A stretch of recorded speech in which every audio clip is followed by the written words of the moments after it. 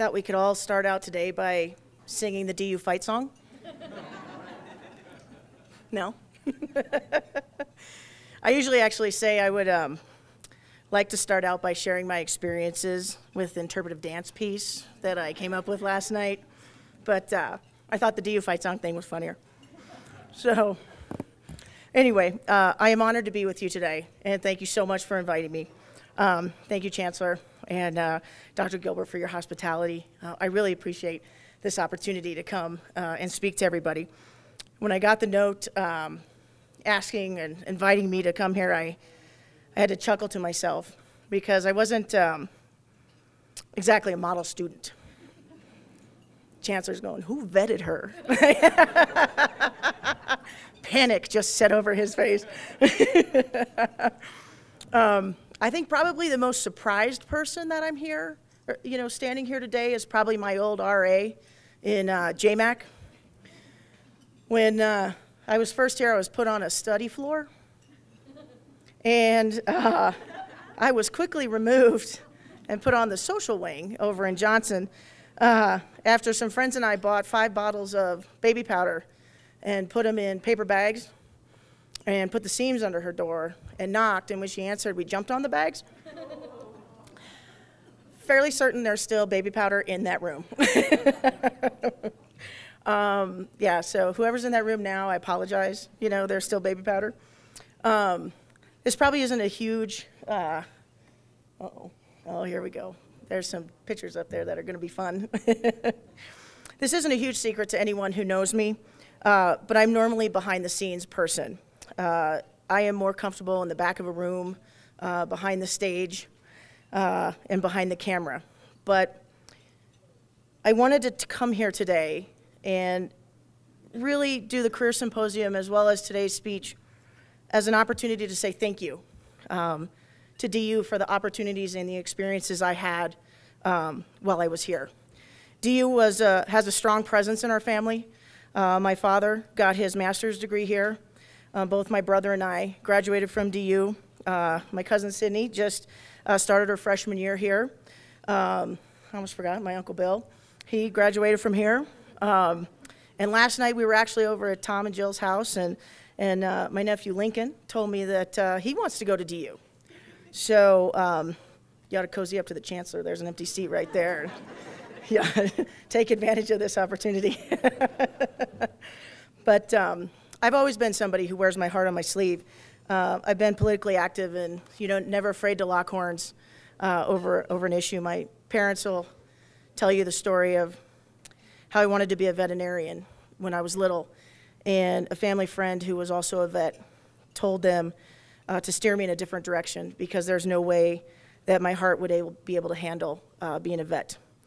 And on the flip side of that, my mom will tell you the story of how when I was 8 years old, I lectured her over a political issue we disagreed on, and she so happily brought out a big box of Tide soap and asked me if I wanted to stand on it.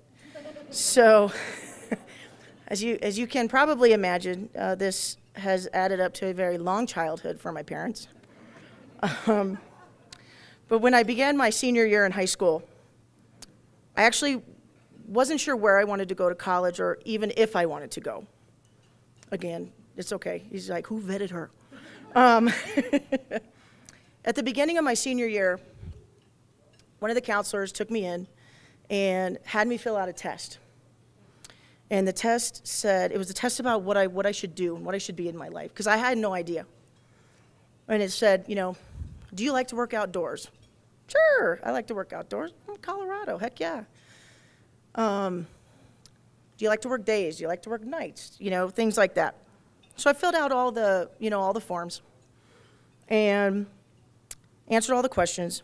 And then basically a computer program, probably developed by a person who didn't know me and knew nothing about me at all,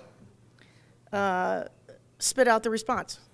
And my counselor called me in, and she said, according to the data, you should be an outdoor sign holder for the highway department.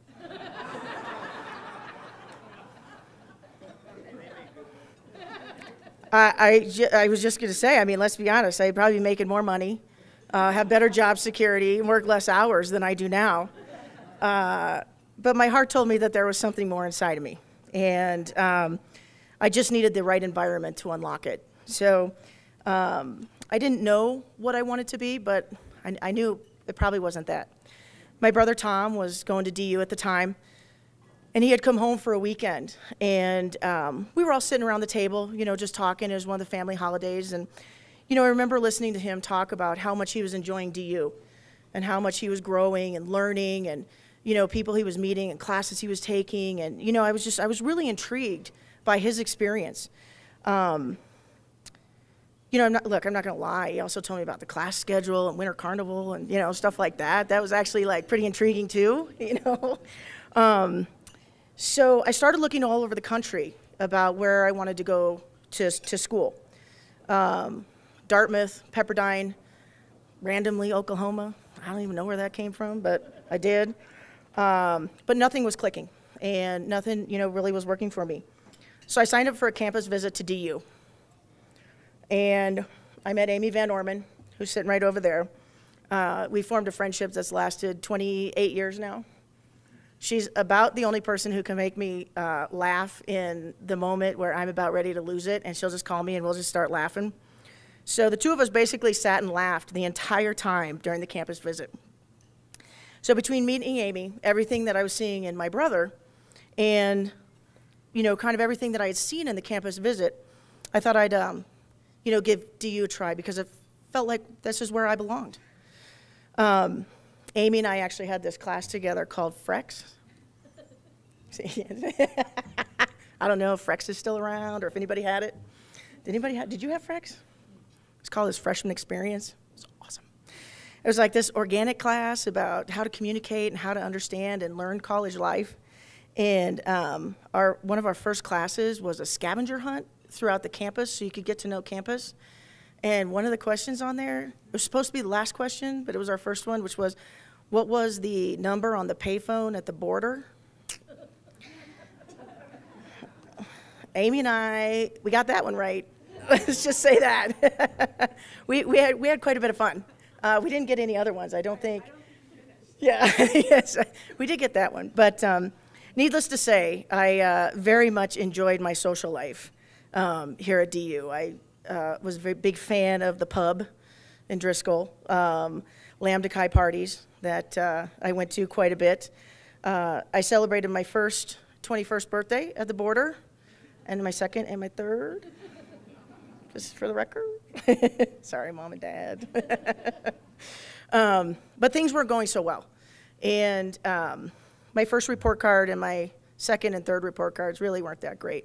Yesterday I went up and I talked to the chancellor, and he asked me if I had ever been there before, and I was like, oh, yeah, I've been to the chancellor's office. It's like, not for a social visit, but yeah, I've been here. So we did a career symposium yesterday with students over at the Mass Comm department, and I was lucky enough to have Tom here for both his first and second senior year, and which happened to coincide with my freshman and sophomore year, which were the years that my grades tanked. And so kind of a light bulb moment went off when we were having this career symposium yesterday, and I was like, oh, coincidence? I don't know. It was like, so it was kind of fun. But anyway, later I pulled my academic career out of the nosedive that it was in and finished all my core classes, and I started focusing on what my major would be. And, you know, I really wasn't sure at that time what I wanted to do, but I was really beginning to learn a lot. I began to learn the basics of crowd logistics. Who knew you could fit 12 people in a room in JMAC and then have room for folks to join later and dance? That's awesome. I mean, come on, think about it. I also learned, this is purely hypothetical, of course, if you want to make a hot tub in the shower, you should probably use something a little stronger than a piece of plywood. Hypothetically, of course, if you use the plywood and it breaks and the dorm is flooding and you run back to your room, don't leave your things in the bathroom. Take them with you. Just saying. just little words of wisdom there. But I learned that you can spend an entire semester on the definition of libel in mass comm law, and 20 years later, it still stresses me out. I still actually have my mass comm law textbook, and I actually still reference it. And Linda Cobb-Riley would be so proud right now. But I have to tell you that one of my favorite memories of DU is my parents, who probably deserve whatever award, highest award DU has, probably deserve that, is they had a little vacation home in Frisco, Colorado. And they were living their dream, simultaneously as their kids were at DU. And oh, how fast their dream turned into a nightmare as their 2 DU student children realized at the same time in the same party that their parents were, just a mere hour away. So Tom and I loaded up 2 carloads of people, and we drove up to surprise my parents. It was 11:30 on a Friday night, and the look on their face when 8 pioneers knocked on the door and yelled surprise was priceless. So that was actually, it was like, let's go to your parents' house. We had so much fun. But no, I do, DU has kind of always stuck with me, but I was talking to a guy the other day, and we were at work, and we were talking about Colorado, and I was telling him that I was coming here. And he told me, he said, hey, I'm from Colorado. I went to CC. And I just blurted out, I was like, CC sucks. And then I was like, oh! I was like, I don't even know where that came from. I was like, oh my God. And I looked at him, I'm like, I am so sorry. It just came out. But, anyway, I majored in mass communications, and I remember that majored in mass communications and minored in art history. And I remember a friend of mine who thought that her degree was a little superior to mine. I remember her saying to me, good luck finding a job with that degree. I have no idea what you're going to do. I was like, well, me neither, but I'll figure it out. In all serious note, I began to focus on my major, and something inside of me was unlocked as a student, and I began to excel and really realize my potential. Probably the thing I have benefited the most from with my experience at DU was the ability to get real-world experience and advice from my professors, and both inside the classroom and outside the classroom. And that was just something to me that was just invaluable. I was able to not only take classes from professors who were experts in their field, I was able to benefit from that experience both personally and professionally. I was 19, 20, 21 years old and wondering what I was going to do, wondering what I was going to be, and wondering where I was going to go. For some reason, everyone thinks you should have it figured out by then, but what are my next steps, jobs, things like that. And my professors and advisors really took time to walk me through, what my life would look like, and were able to give me real world experiences and advice, and realistic advice. And, they were able to give me a clear picture of what my profession would be. Simply put, I guess you could say they invested in me and they believed in me, and they told me that nothing was impossible. And for that advice, I am forever grateful. Shortly after graduating from college, I followed my passion and I moved to San Francisco and began my career running political campaigns. My first campaign in San Francisco was a 3-month gig for $500, and I supplemented my income by working at Borders Books and Music at nights and weekends and holidays. And I just believed that that's what I should be doing. I probably could have gone an easier route, but I just believed that that's where I needed to go. Early in my career, I had took a campaign where I was managing an underdog candidate, and nobody thought we could win. And the race was so close, we ended up going into a runoff. And the runoff ended, and the race was again so close they had to hand count all of the ballots.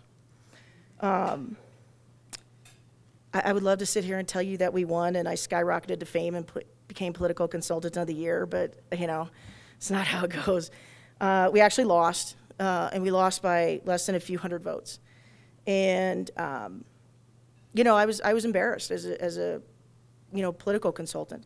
That was my race, and I second guessed myself, and I lost my self-confidence, and I felt like a failure. And simply put, I was devastated. And I have to tell you, though, that it was one of the best things that ever happened to me, because I never wanted to have that feeling again, but it also showed me that I was actually strong enough to fail, and I wasn't afraid to fail. I don't want to get in the habit of it, just for the record, but it was okay that it happened. So it wasn't the end of the world. And that loss was really where I learned the firsthand mantra of my soon-to-be employer, His Holiness the Dalai Lama, of life is a journey, not a destination. And I learned from my mistakes, and I refocused my career, and I started focusing on what I really enjoyed doing, which was logistics.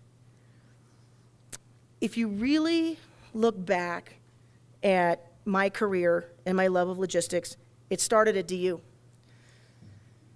I didn't know it at the time. You know how it is.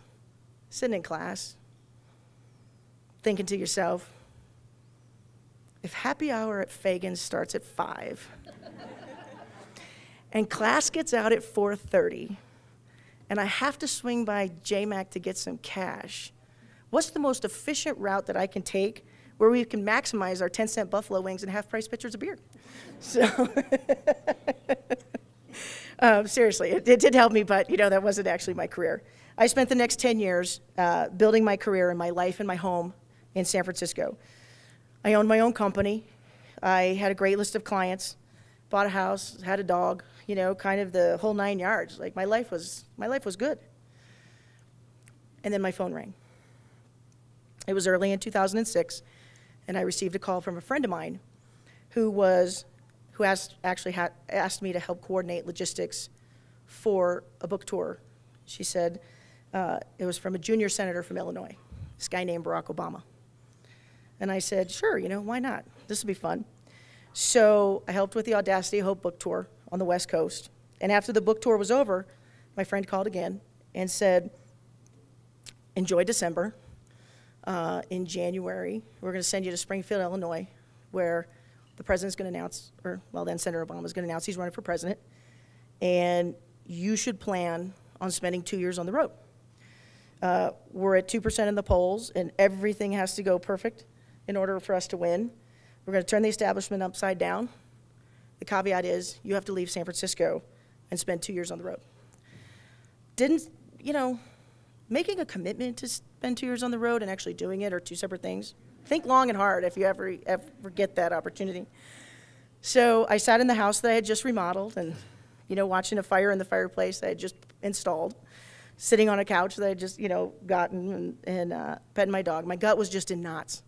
And, professionally, folks told me I was nuts and crazy to embark on this journey. And I personally believe so strongly that Barack Obama was the right person for this country that I was willing to take that risk. And with a heavy heart, I left San Francisco, and as you heard, spent 654 days on the road with a backpack and a suitcase, making a third of my salary that I was making in San Francisco, living in hotels, spending no more than 3 days in a city, and embarked on a journey to do whatever I needed to do to get Barack Obama elected president. And that was quite an experience. I always tell folks that politics is the highest of highs and the lowest of lows, and they often come within seconds of one another. And you're going to win, and then you're not going to win, and then you're up in the polls and you're down in the polls, and it's an incredible journey. And as an athlete, you just want to win the last game of the season, and I guess you could probably say that we did that. In the beginning of 2009, I ended one journey and started another as I began as head of the White House Visitor's Office and was later named Special Assistant to the President. People often ask me, what does that mean, Director of the Visitor's Office? So simply put, whenever you see the President on TV with a sports team, a press conference with people in the background, making a personnel announcement, celebrating with kids at the Easter egg roll, anything like that, someone has to get those people there. Someone is behind the scenes coordinating their logistics, communicating with them on the specifics of arrival time, run of show, kind of a run-through of the event, all while juggling the president's schedule. You see, the White House is the only building in the world that is simultaneously the home of a head of state, the the executive offices of a head of state, a new museum that's free and open to the public. So there's a lot of coordinating and a lot of communications that has to be done. I also produce and manage the large events at the White House, and during my time at the White House, I've produced and managed approximately 50 events with an audience of between 2,500 and 65,000 people, and about 1,000 events with an audience of 2,500 people or less, which has led to about 3 million people visiting the White House in some way, shape, or form during my time. And my office has, in some way, shape, or form, communicated with all those people and coordinated their logistics and to make sure that they have a great experience while they're here at the White House. And a funny note, whenever I have a large event, right before it's about to start, my phone rings, and inevitably it's my mom, and she's always like, "You busy?" So I've developed excellent time management skills and excellent email inbox skills, and I know more about the history of the White House than I could have ever imagined, and completely obscure facts that you would never even know existed. If you're ever on a trivia team and you need an extra player, I'm your gal, just so you know. While I've been at the White House, the honor of being able to walk through the gates and down the halls every day is not lost on me. There's been something every day that I've worked at the White House that has either given me chills or a lump in the back of my throat.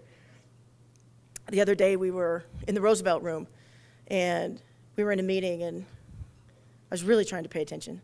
And out of the corner of my eye, there's Theodore Roosevelt's Nobel Peace Prize on one side, on one wall, and his Medal of Honor on the other. And he's the only person in the history of the world to ever win the two highest honors for both war and peace. And you're sitting in a room, and they're there, and you know, you're really trying to focus, and it's hard because of the enormity of everything that's happened in the, you know, in that building up until the time you got there. You're surrounded by history everywhere you go. You know, you walk down the hall, and there's George Washington's sword. There's a handwritten, you know, one of Abraham Lincoln's handwritten copies of the Gettysburg Address. You can stand in the very same place that JFK's casket was when he laid in state after he was assassinated. You know, the history and the enormity of where I work is, you know, amazing. It's a powerful, once-in-a-lifetime experience. I used to be in the private sector, and obviously switched to the public sector to work for the White House. And I know that government employees have taken a bashing lately, but I have to tell you, it's an incredible honor and a privilege to serve not only the president, but the people of the United States. And I personally am ever so grateful for this opportunity. One of the assignments that I had last year, as we talked about, was helping coordinate logistics for the presidential campaign, or presidential debate that was held on campus.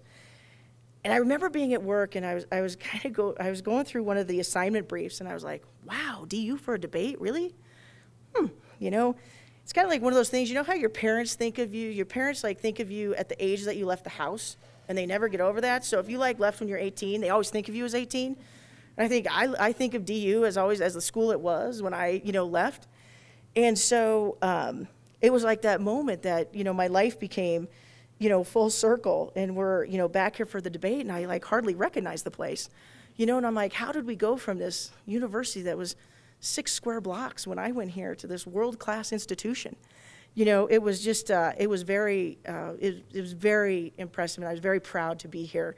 I remember my coworkers, when we were all walking around, were just like, I can't believe you went here, this is so cool. I'm like, it didn't look like that when I went here. Yeah, it was great. So anyway, but I just want to say thank you.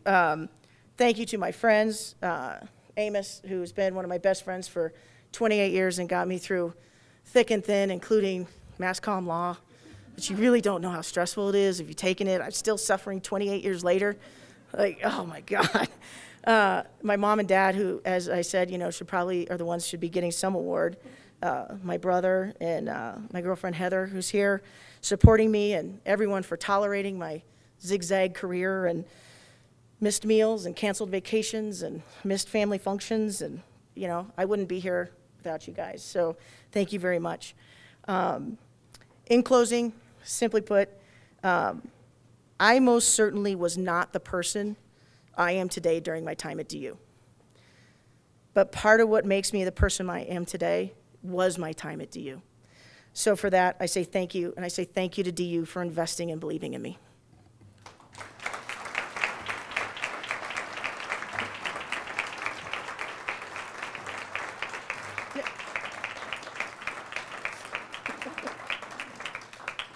And now we're going to do some questions.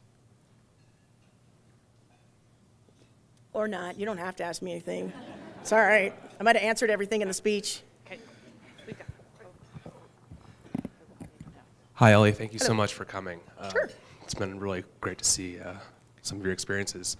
But I'm just dying to know just some of your most memorable guests that you've welcomed into the White House, and anyone who's said anything that struck you as profound or strange, or just any kind of. I see Betty White there, so that was sort of what made me think of. That's a good one. Yeah. Any, just maybe one or two of your favorites, or people that you really looked up to and were really excited to meet. I think that that's a great question, because I think that that's one of the things that, you know, the pace at the White House is so fast that you have a tendency to, what happened in the morning, you're like, people say, you called this morning and you said it was really important. I was like, I have no idea what it was. Like, so much has happened since you called me back. I would say, you know, it's kind of fun. You know, you saw the Betty White, you know, thing up there. It's funny, on my Facebook, more people like my picture with Betty White and myself than any other thing that I have on my, and I got more comments for that. It was awesome. Probably, you know, one of the things that I find the most, like, personally, I've always enjoyed, like, when people like Jimmy Buffett came in. You know, I'm a big parrot head, and Jimmy Buffett came in, and, you know, that was kind of awesome. But the things that mean the most to me are when we can bring in people like Make-A-Wish kids and Wounded Warriors and things like that. We had a Make-A-Wish kid when I first started who came in, and the child's wish was to obviously meet the president, and she was just over the moon after she met him. And her dad gave me a big hug on the way out, and he said, "You probably added 3 months to my daughter's life." And you know, and I was like, I was just doing my job, you know. And you go home and you think about that, and you're just like, none of my problems matter, you know. And it really puts life in perspective. And the Wounded Warriors, seeing their sacrifice that they made for the freedom of our country. And I personally have never spent a whole lot of time around active duty military until I started at the White House. And you know, the amount of respect you have for them for what they sacrifice and what they're willing to do is pretty incredible. You know, you always have the fun folks come in. I'm not gonna lie. You know, you got Tony Hawk wants to come in and skateboard through the White House, and you got a soccer team that wants to play, and you know, you have all that kind of fun stuff. And you know, you're playing football. You know, you're throwing football with Drew Brees as he's doing an event for the First Lady's, you know, Let's Move initiative. And I mean, you know, some of those things are just, it's kind of cool, you know. And you know, it's just it's those kinds of experiences are fun. But the ones that are the most meaningful are the ones where you just impact somebody's life for the rest of their life and make a difference. Do you have a staff under you, and how big is it? How many people does it take to help you organize all this stuff? I do it myself. I'm the only person. No, I'm just kidding. I'm just joking. That's just all me. I have a staff of 8, and we have a volunteer base of about 3,000, and we tap into, on certain events, we'll have up to 1,000 volunteers that we have to put on an event. For example, we put on the Easter egg roll, which is a 35,000 person event, and we recruit and train about 1,000 volunteers for that event. So it just kind of depends. Sometimes we'll have, you know, 30, 40 people put on an event. Sometimes it's just, you know, a handful, just depends. So we flex with our volunteer base.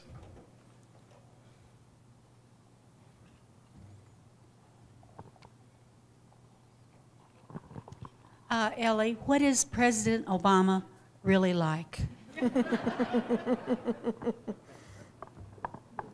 Well, you know, he's the same person that he was when I first met him. You know, he's probably one of the most genuine people you'll ever meet in your life. You know, he's very generous. He's a pretty cool guy. And, you know, I obviously see him very differently than, you know, than other people do. Because of my proximity and things I do, and you know, but he's a great boss, amongst other things.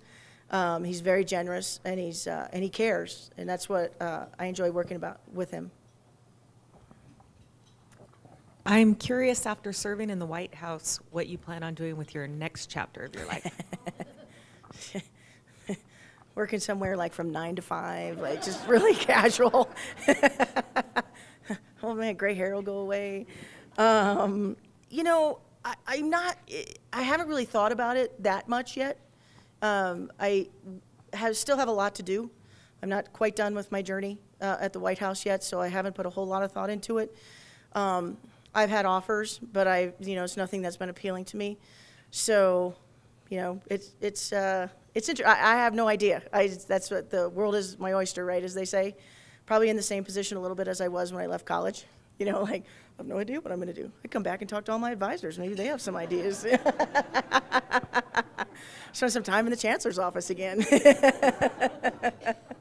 So I think, it's, I can give you some examples. Some people who have been in my position have gone on. The last person that was in my position left to be one of the producers at the Super Bowl.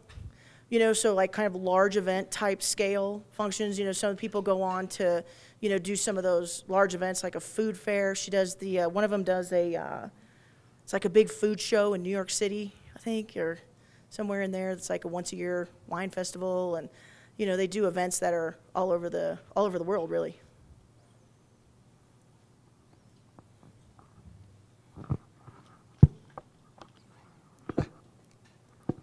I wondered how complicated a process it is just to determine a guest list, depending on the particular event and what other parties are involved in making that decision within the White House for any particular event. Yeah, that's a good one. There's a lot. Our office is not really involved in that, I can tell you that. We carry out the logistics when we get the list. I will tell you, though, that they start out, as with any process, you could probably compare it to a wedding, and you start out at 500 people, but your budget, you only budgeted to 75. So you kind of got to whittle the list down, and there's probably several, everybody from legislative affairs to the political office to, outreach office and, cabinet affairs, and, all those folks are always involved. And so I know it's no different than any other guest list where you start up here and, then you're like, oh, my budget is only for 75 guests, not the 500 I wanted, and so it just gets narrowed down. And so similar process to, does Uncle Joe get invited or not, So, yep. I'm not supposed to be political up here. I think, why not? Nobody thought Barack Obama could win. I think anybody can win. That's the thing that, somebody asked me, we have a friend who's running for governor in a state, and she's phenomenal. She's just an amazing person. And somebody asked me if I thought that she could win. And I said, why not? And they said, well, she doesn't have the establishment supporting her. And I said, yeah, but she's everywhere. She's getting all these endorsements. And if she catches fire, underneath, it's going to be, they're not going to be able to stop her. And I think that's true with any candidate. You've seen it. It doesn't have to be a presidential campaign. You see it in local races all the time. And, you'll see somebody running, they're the favorite, and they're supposed to win. And, they've got a lock on it. And then, boy, something just catches fire with the public, and, they just take off. And so I think it's just, way too early to tell, but, just like with anything, you just never know, but why not? I'm a student here now, and I was just wondering, what advice would you have to, help you figure out your path in life? So the best advice I give, I don't even know if it's any good advice, but it's the best advice I give, is don't go through life with blinders on. So many young kids these days, I sound so old, right? So many young kids these days want to have their career plotted out. Like, I'm going to graduate from college, I'm going to go here, I'm going to go here, I'm going to go here. And when you walk through life with blinders on, you miss other opportunities that are out here. And you can't walk through life with blinders on. And if it takes a job over here, to get over here, to get over here, to get up here, don't be afraid to do it. You know, and, you know, I think kind of a zigzagging career for me, for example, I would do a campaign, and let's say I was a spokesperson for a campaign, and then I wanted to be communications director for a campaign the next time around. And they'd be like, well, you don't have any experience in this particular field. So I'd have to go back and get it. And, you know, oftentimes it was kind of a step down in pay, a step down in title, you know, and that kind of stuff. But I actually needed that experience to get to the next level. And so I wasn't afraid to go out and get it. And because I wasn't walking around with blinders saying, you know, oh, I'm going to start as a staff assistant and then be associate director and then be deputy director and then be director and then be, you know, it was more of a, I'm going to do not only whatever I have to do to get the job done, but I'm looking at all the opportunities that are out here, not just exactly what's in front of me. I think so many people do that, you know, walk around with blinders on, and, you know, so just looking at all the opportunities that are out there. And I also tell people, you know, try it on for size, and tell, you know, see if you like it. For me, I thought my career path was going to be communications, and to some, there is a major form of it that's communications now, but it's much more logistics, and using the communications background to take those logistics and communicate them to people so they can easily understand them. But I would have never thought that I'd be in a logistical business. But it turns out that I did it, and I just fell in love with it, and you know, and I like doing it. I'm a really fun person, by the way, to travel with. Everything's in order. I was like, we got our seats. We know exactly what hotel rooms we are. I could tell you drive times, you know, and you know. But I fell in love with it, and I would have never, you know, the famous line, you know, your 25-year-old self would have never told your, you know, 45-year-old self that's what I would be doing now. You know, and it was amazing experience, and I would have never got that had I, you know, walked around with the blinders on. Oh boy. You made me promise not to say anything because your kids are here.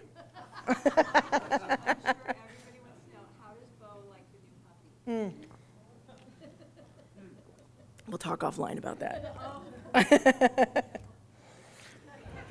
We're getting there. Everybody's got an older brother, a little sister, we're getting there. So, anything else? I'm off the hook. No, you take your time. I'm fine.